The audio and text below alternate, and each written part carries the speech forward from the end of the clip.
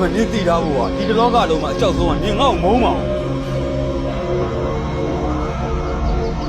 နင်မကြိုက်မနဲ့ပြန်ဆက်ပြီးမဲမလိုက်ဘူးကိုဆရာကောလုံးဝမတူချင်ပါဟောဘာစင်ကြီးမှမပေးကျွေးမြင်ဒီအဲ့ဆရာတော်နဲ့မပတ်သက်ဘူးဆိုတော့ဂရီကိုပေး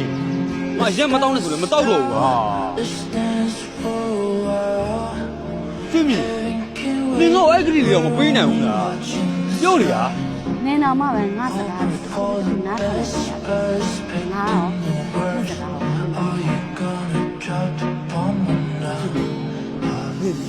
ဒီကပြောတော့ကျေးဇူးတင်လို့တော့မရဘူးဗျကျွန်တော်မိဘရဲ့ကျေးဇူးနာတာလဲလက်တာပေါ့ဗျာ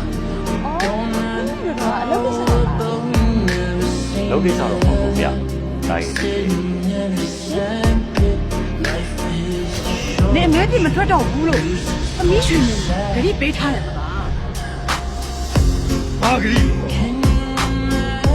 ဆိုတာတီမတန်မိုးရှိကျုပ်ကိုကြည့်ဘာမှတန်မိုးထားနေကြအကြောင်းမရှိ